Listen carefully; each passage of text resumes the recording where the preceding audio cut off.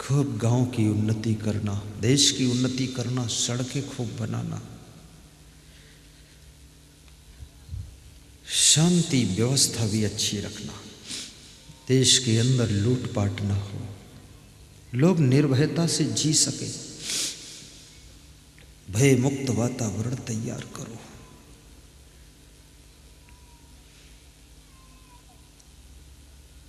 न हरि भज से न आदत छूटी, तो हरि का भजन करो। कैसे करोगे हरि का भजन? आज भजन करने का तरीका मैं बता देता हूँ, बहुत सरल तरीका है। कितनी महिलाएं मानती हैं कि 2 बत्ती अगरबत्ती घी बत्ती जलाकर मंदिर में रख दो, हाथ जोड़ दो, 24 घंटे का भजन पूरा हो गया। भगवान के मंदिर में तो अगरबत्ती जलाते हो, क्या भगवान से कभी पूछा है तुमने कि अगरबत्ती की खुशबू आपको पसंद है कि नहीं पसंद है? जबरदस्ती जलाकर चले आते हो, उनको धुआं में बिठा देते हो, फिर धूप बत्ती और ज्यादा धुआं।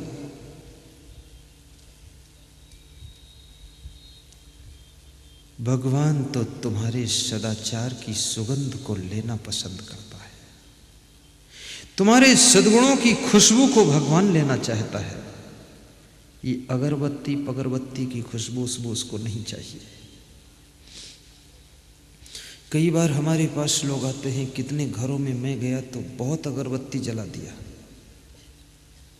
तुमने कहा इतनी क्यों जलाया? बोले भगवान के मंदिर में जलाई जाती है तो आप भी छोटे मोटे भगवान हैं इसलिए जला दिया है। मैंने कहा मत जलाओ, सुंदर स्वभाव की सुगंध उठ रही है, सुंदर चरित्र की खुशबू आ रही है। परोपकार की सुगंध उठा दो।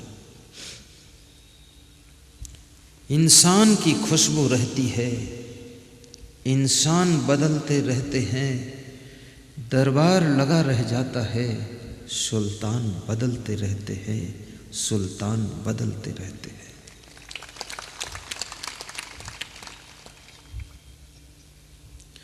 तुम्हारे सत्कर्मों में ही इतनी सुगंध है। आज भी कबीर साहेब की खुशबू फैली हुई है। 600 वर्ष हो रहे हैं कबीर साहेब दुनिया से चले गए, शरीर चला गया।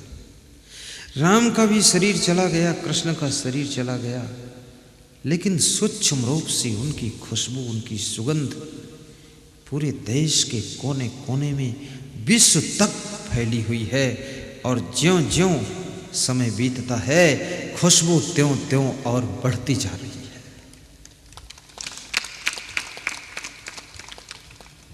दूसरी महिला से पूछा गया कि भजन क्या है, तो कहती है कि 2 फूल तोड़ करके भगवान के मंदिर में रख देती हूँ। कितने लोग शिव जी के मंदिर में धतूरा चढ़ा देते हैं। धतूरा फल होता ना एक, मालूम है कि नहीं मालूम? जिसको कोई खाता भी नहीं, जानवर भी नहीं खाता है, उसको शिव जी को देते, तुम खा लो। शिव जी भी तंग हो गए होंगे धतूरा। शिव जी के जितने भक्त हैं सब सेव संतरा खा रहे हैं और शिव जी को धतूरा खिला रहे हैं। फ्री का मिल जाता है, इधर उधर लगा रहता है। कभी धतूरा मत ले जाओ। शिव मंदिर का एक पुजारी बड़ा निराश बैठा हुआ था। मैंने कहा पुजारी इतना निराश क्यों हो? बोले 2 कुंटल धतूरा आए हैं तो निराश नहीं होंगे और क्या। बोले अगर टमाटर भी आ जाते तो शाम को सब्जी बन जाती है, ये धतूरा का क्या होगा? भीड़ खत्म हो तो धतूरा फेंकने जाऊंगा और क्या करूंगा। थोड़ा भगवान का चढ़ावा भी चेंज करो। जैसे भगवान के ऊपर लोग फूल पत्ती फेंकते हैं तो उनकी वही आदत है, तो कभी कभी मैं आता हूं तो मेरे ऊपर फेंक देते हैं कि जय हो लो। तो मेरा चश्मा बड़ा कवच कुंडल का काम करता, नहीं तो अब तक तो आंख गई थी। लोग फेंकते तो श्रद्धा से हैं, पर अब सब तरफ तो नज़र नहीं हो पाती है, कहीं आँख में लग जाए तो ये चश्मा रोक लेता है। मैं पहले सोचता था ये चश्मा फालतू लग गया, झंझट है, लेकिन अब मुझे पता चला ये तो गुरु की महान कृपा है। उनको पहले से पता था कि तुम बड़े होगे, तुम्हारे ऊपर फूल फेंके जाएंगे, इसलिए चश्मा पहले से लगा देता हूँ ताकि आँख बच जाए।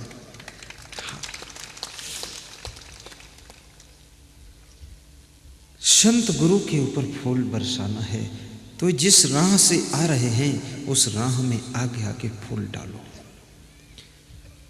तुम्हारे बिछाए हुए फूलों पर वे चरण रखते हुए कोमल फूल की पंखुड़ियों पर उनके कोमल पद कमल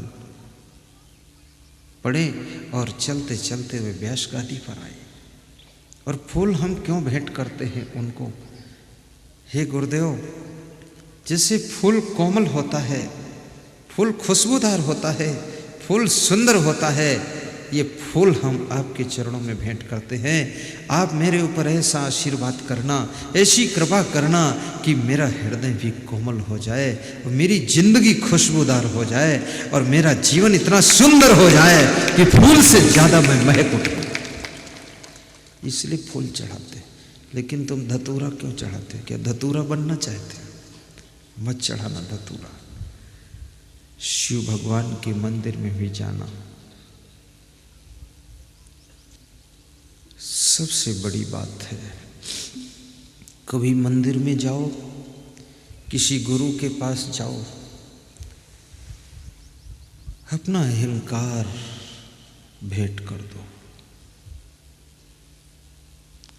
लोभ की गठरी उनके चरणों में पटक दो। क्रोध की आग उनके शीतल ज्ञान में बुझा दो। मोह का अंधकार उनके ज्ञान दीपक को जलाकर दूर कर दो।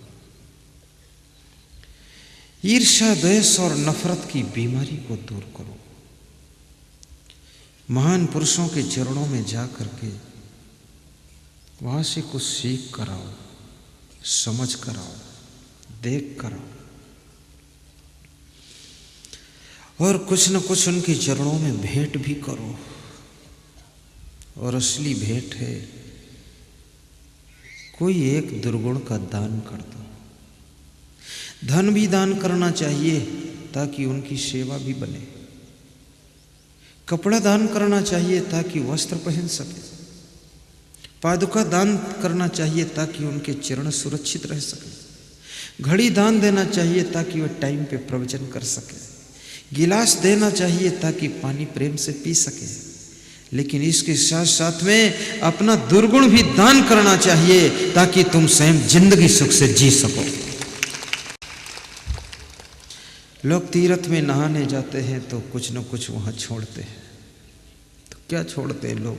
कोई भाटा छोड़ कर आता है, बैंगन, कोई कद्दू छोड़ता है। लेकिन ऐसा कोई विरले होगा जो टमाटर छोड़ता हो? नहीं छोड़ेगा। कद्दू नहीं छोड़ना है, भाटा नहीं छोड़ना है, बैंगन नहीं छोड़ना है, ये टमाटर भी आलू नहीं छोड़ना है, भिंडी भी नहीं छोड़ना, सेमी नहीं छोड़ना, ना मुनगा छोड़ना है। छोड़ना क्या है? बीड़ी, सिगरेट, गांजा, चरस, तंबाकू, अफीम, गाली गलौज, झूठ, ये सब छोड़ना है। इसमें से एक अवगुण गुरुदेव को दान कर दो तो भी तुम्हारे पास अवगुण कम नहीं पड़ेंगे, क्योंकि अवगुणों की गठरी बहुत बड़ी है। अवगुण मुझ में हजार है तो सद्गुण की खान, शरण आए की लाज रखो हे सदगुरु भगवान। गाली देने की आदत हो तो गुरु के चरणों में जाकर के मन ही मन संकल्प लोगे कि अब गाली नहीं दूंगा, इस मुख से अब गालियां नहीं निकालूंगा। कितनी स्त्रियां तो अपने पति को गालियों का ही नाश्ता कराती है और उनका पति भी बड़े प्रेम से बैठकर नाश्ता करता है। 10 मिनट सुनता है उनका अविद्या कांड, फिर आगे कहीं जाता है। अपने पति को गाली देने से 7 जन्म तक मनुष्य का शरीर नहीं मिलेगा। मत गाली देना। पति के गीत ना गा सको, पति का गुणगान ना कर सको, पति को धन्यवाद ना दे सको तो गाली दे करके पाप की गठरी का वजन मत बढ़ाओ। पति का दर्जा बहुत बड़ा होता है। कुछ पति लोग उस दर्जे का महत्व नहीं समझते हैं, कुछ पति लोगों को पता ही नहीं कि मेरा दर्जा कौन है, इसलिए वे पति लोग थोड़ा ड्रिंक कर लेते हैं।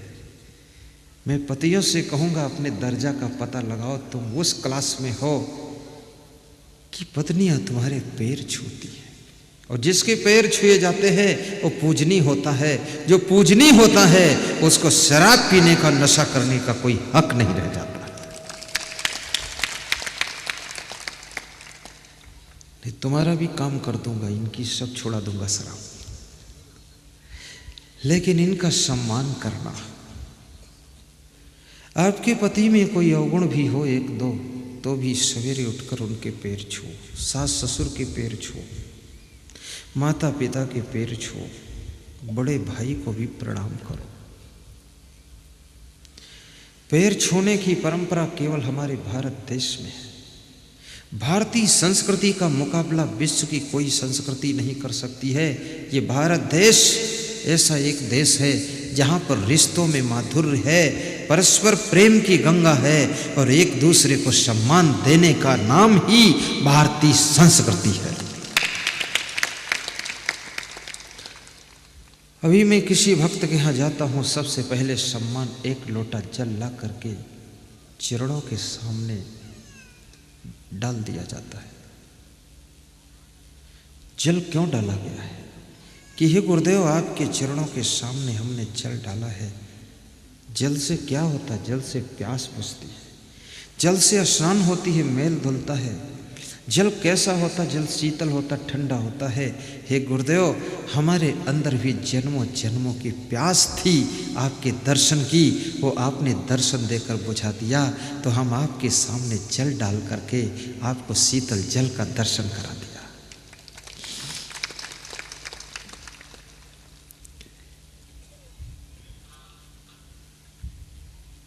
माता पिता के चरण भी प्रेम से छूना।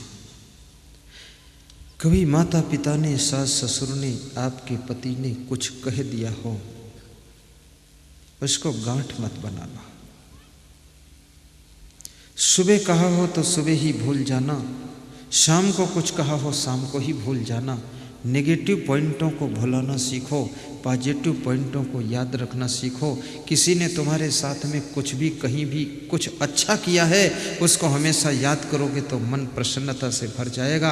और किसी ने तुम्हारे साथ में कुछ बुरा कर दिया है, उसको भुला दोगे तो सारे मन का दुख भी खत्म हो जाएगा। बोलाना भी सीखो।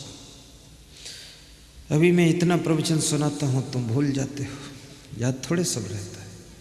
लेकिन यहाँ पर कोई एक गाली दे दे तो तुम साल भर नहीं भूलोगे, कहोगे राता पाइलिम गए थे, गाली मिली थी। इतना बड़ा प्रवचन भूल गए, जिससे कल्याण होना था, गाली से कोई कल्याण होना, वो बोलती ही नहीं। मन का स्वभाव है, मन की आदत है, नेगेटिव पॉइंटों को मन पकड़ता है, नेगेटिव बातों को मन पकड़ता है। जो बातें तुमको पीड़ा दे जाती हैं, दुख दे जाती हैं, उनको मन अच्छी तरह से संभाल के याद कर लेता है, और बार बार उनको स्मरण करता है, बार बार याद करता है, और बार बार याद करके मन दुखी होता है। गई सो गई अब राख रही को, भुला दो उन बातों को जो तुमको दुख दे गई थी कुछ दिनों पहले। किसी ने अपमान किया था, उसको भी भूल जाओ। शरीर ही रहने वाला नहीं है, नाशवान देह है, ना यहाँ अपमान रहेगा ना सम्मान रहेगा। उलझन में जीकर भी क्या करोगे? सम्मान मिल जाए तो धन्यवाद दे देना, अपमान मिल जाए तो वाद विवाद मत करना।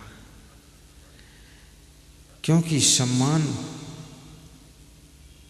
मिलने वाले कार्य तो कीजिए, लेकिन कभी कभी तुम सम्मान के कार्य बहुत करोगे फिर भी सम्मान नहीं मिलेगा, तो सम्मान की चाह भी खत्म कर देना। आप गौर कीजिए, हनुमान उन्हीं का नाम है जिनके भीतर न मान है, न अपमान है, न सम्मान है, न अभिमान है, जिन्होंने मान सम्मान अपमान और अभिमान का हनन कर डाला है, उसी का नाम हनुमान है। और हनुमान बन करके जो जिंदगी जीता है उसको कोई अपमान दुख नहीं दे सकता। तालियां थोड़ा जोर से बजाया करो, लगता है तुम थक गए हो। नींद तो नहीं आ रही? कुछ लोग बैठे बैठे टेढ़े भी हो गए। थोड़ा सीधे हो जाओ, टेढ़े मत हो। जिस मान में सम्मान में अपमान में रहो, जिस मान में सम्मान में अपमान में रहो, गुरुदेव ही गुरुदेव ही गुरुदेव ही कहो, गुरुदेव ही गुरुदेव ही गुरुदेव ही कहो। सम्मान मिले तो भी कहना गुरु की कृपा से मिला है, अपमान मिले तो कहना कि गुरु की कृपा नहीं मिल पाई इसलिए अपमान मिला है। सब सह लेना।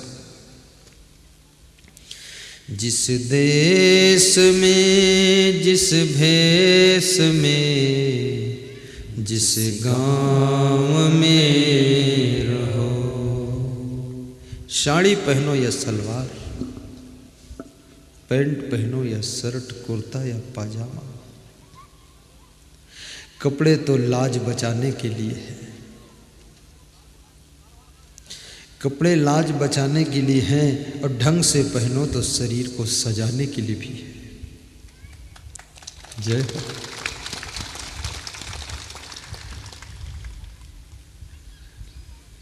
आजकल कपड़े भी लोग पहनने में भी बहुत दिमाग लगाते हैं, कैसे पहनो। इसलिए दिमाग लगाते हैं कि मुझे अच्छा भले ही न लगे पर देखने वाले को अच्छा लगना चाहिए। कोई व्यक्ति घर से निकलता है, अगर उसको 10 लोग भी नज़र उठाकर देख लेते हैं तो घर में जाकर मुस्कुराता है और कहता है कि आज बाजी मार ले गए, बहुत अच्छे कपड़े थे। और जिस रोज़ कोई नज़र उठाकर न देखे तो घर में बैठकर निराश हो जाता है और सोचता है क्या कसर रह गई जो लोगों ने देखा नहीं। जिस देश में जिस भेष में जिस गाँव में रहो,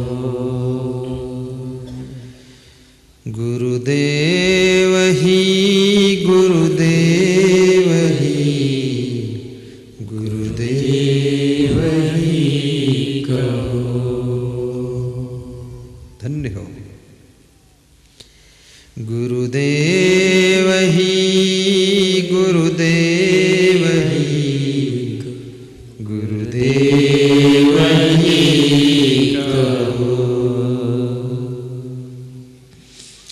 जिस रंग में जिस ढंग में जिस संग में रहो। गाओ बेटा। जिस रंग में जिस ढंग में जिस संग में रहो, प्रभुवर शरण प्रभुवर शरण प्रभुवर शरण कहो, प्रभुवर शरण प्रभुवर शरण प्रभुवर शरण कहो। जिस देश में जिस जिस भेष में जिस गाँव में रहो, गुरुदेव ही गुरुदेव ही गुरुदेव ही कहो। राता पायली में आपका घर हो या आपका घर देवरी पार्री में हो, अर्जुनी में आप रहते हो या राजनांद गांव में रहते हो, सिटी में मकान हो या कोई इंटीरियर में हो, लेकिन गुरु को भूल न जाना।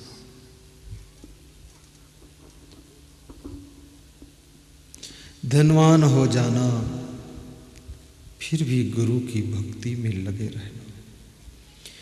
धन से सुविधा मिल सकती है लेकिन सुख नहीं मिल सकता। भक्ति से सुख मिलता है। रावण के पास में सुविधा की कमी नहीं थी, लेकिन केवल गुरु भक्ति की कमी थी, गुरु की कमी थी। इसलिए रावण को सुख नहीं मिला, बल्कि रावण को बहुत दुख मिला था। गुरु दुख को दूर करता है, इसलिए गुरु बनाना, शहर में रहना तो भी गुरु को ढूंढ लेना। अभी गुजरात में एक सज्जन कह रहे थे कि मेरे घर में रोज कोई न कोई संत आता है। जिस रोज संत नहीं आता है उस रोज मेरी माँ रोने के लिए बैठती है कि आज कोई संत नहीं आए। मुझे ढूंढने भेजती है, तुम ढूंढ के लाओ। तो मैं बोलता हूँ मैं नौकरी पे जाऊँ कि संत ढूंढूं। बोले संत को पहले ले आ बेटा, जब तक संत को नहीं खिलाऊंगी तब तक मैं नहीं खाऊंगी। क्या भक्ति है। संत की सेवा करो। लेकिन संत का अर्थ है संत यानी संत। संतवा नहीं कोई कपड़ा लपेट ले संत हो गया। कोई भी दाढ़ी बाल बढ़ाकर बैठ जाए तुम संत मान लोगे तो धोखा हो जाएगा। कोई पगड़ी हमारे जैसी बांध के बैठ जाए और बोल दे असंग साहेब का चेला हूं, नया झमेला खड़ा कर देगा। संत कपड़े को मत मान लेना, वेशभूषा को संत मत मान लेना। उसके स्वभाव चरित्र और आचरण को देखना फिर संत मानना।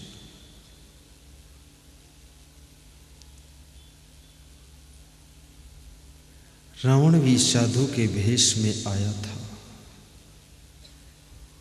और सीता जी को हरण करके ले गया था। ये रावण की कथा, सीता हरण की कथा हमें आपको सचेत करती है कि साधु के भेष में कोई रावण भी कभी आ सकता है। इसलिए आपके अंदर पारक दृष्टि भी होना चाहिए,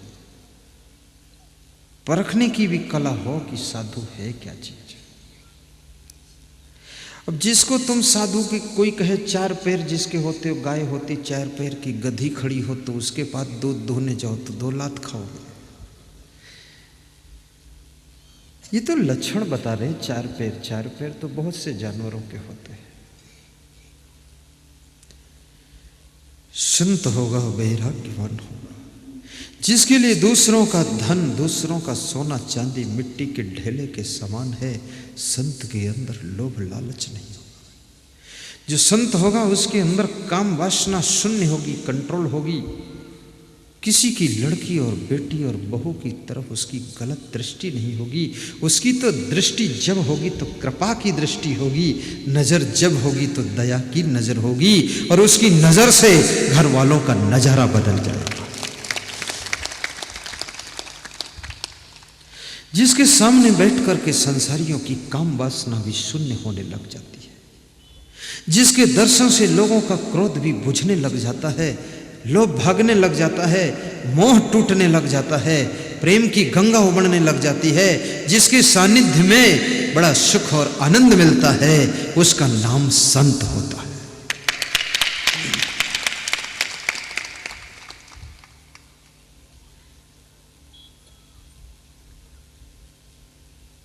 अभी एक सज्जन उत्तर प्रदेश में कह रहे थे कि कभी कभी पिताजी को मारने का मन होता था कि पिताजी को मारूं। तुमने कहा ऐसा मन क्यों होता था?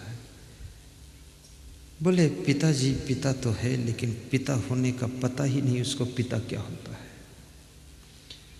तुमने कहा तो मार कर क्या उनको पता हो जाएगा? बोले पता नहीं होगा, लेकिन कम से कम कुछ फल तो मिल जाएगा। हमने फल देने के लिए तुम बेटा बने हो, तुम मार के फल दोगे उनको। ये समझ लेना, जितना पिता को मारोगे उसका 10 गुना फल तुम्हारा बेटा भी तुमको देगा, तुम भी पिता बनोगे। फल तो डबल आता है, मारो मत। बोला क्या मारूंगा अब तो आपने रुला दिया। जब से टीवी में प्रवचन सुना हूं तो क्रोध नहीं आता है, करुणा आती, आंसू आ जाते हैं। आपके मन में करुणा उमड़नी चाहिए, सासू के लिए, ससुर के लिए, माता पिता के लिए। बूढ़े माँ बाप को गौर से देखना, उनके पास बैठना, बूढ़े सास ससुर के पड़ोस। कभी मन में सोचना ये भी तुम जैसे जवान थे, तुम जैसे ये भी बच्चे थे, तुम जैसी छलांग इनमें भी थी। आज ये बूढ़े हो गए, कमज़ोर हो गए। इनसे सीखना कि तुम भी एक दिन ऐसे ही बूढ़े हो जाओगे। उन बूढ़ों का आदर करोगे तो आदर तुम्हारे कर्म के खाते में जमा हो जाएगा, और उसके 10 गुना आदर तुम्हारी संतान तुम्हारा करेगी। कितने लोग अपने बूढ़े माँ बाप को वृद्धाश्रम में छोड़ के आ जाते हैं। ये वृद्धाश्रम में छोड़ दोगे, रोटी धोती तो मिल जाएगी, लेकिन बेटे बहू का प्रेम वहाँ कहाँ मिलेगा?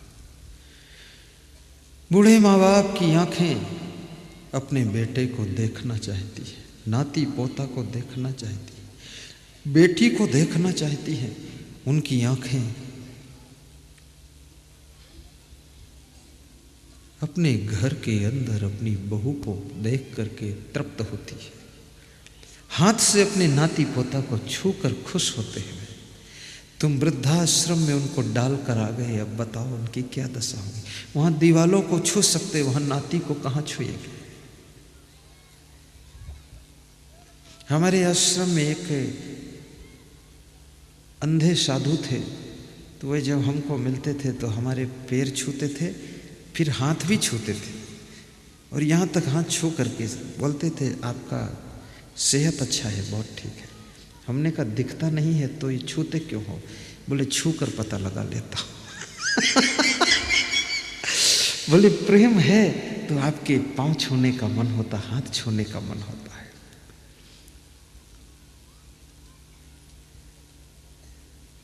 आत्मा, परमात्मा, जीवात्मा, महात्मा, ये कितनी आत्मा है? आत्मा कैसी है? आत्मा अमर है, आत्मा अजर है, आत्मा अविनाशी है, आत्मा मृत्यु से पार है, शरीर नश्वर है, शरीर मरण धर्मा है, आत्मा अमर है। तुम आत्मा हो, तुम्हारा शरीर, तुम शरीर नहीं हो, तुम्हारा शरीर है। जब तुम्हारे आंख में दर्द होता है तो तुम कहते हो मेरी आंख दर्द कर रही है, मेरा घर टूट रहा है, मेरी गाड़ी बिगड़ गई है, मेरे चप्पल खो गए हैं, मेरी घड़ी टाइम गलत बताती है, मेरा मोबाइल कहाँ है। यानी मेरा कहने वाला मैं कौन हूँ? ये मेरा जितना है वो मैं से अलग है। मैं और मेरा ये दो होते हैं, मैं और मेरा, मेरी माइक, मेरा गिलास, मेरी माँ। तो ये जितना मेरी मेरी मेरा मेरा कहने वाला कौन है? जिसका ये सब मेरा मानता है, वो मानने वाला कौन है? वो कोई और नहीं है, वो तुम हो, और तुम भी कोई और नहीं हो। तुम ही शुद्ध बुद्ध चैतन्य स्वरूप आत्मा हो, और ये आत्मज्ञान हो जाए तो आत्मा ही परमात्मा हो जाता है।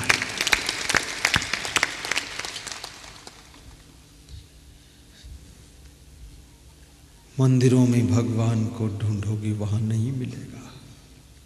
चाहे केदारनाथ जाओ, रामेश्वरम नाथ जाओ, जम्बूनाथ, पारकनाथ, लेकिन तुम हो मूरखनाथ। वहां जाने से कोई मतलब नहीं। रामेश्वरम नाथ माँ बाप के चरणों में स्नान करो, सत्संग में जाकर डुबकी लगाओ, चारों धाम का फल मिल जाएगा। सत्संग की गंगा बहती है गुरुदेव आपके चरणों में, फल मिलता है सब तीर्थ का गुरुदेव आपके चरणों में।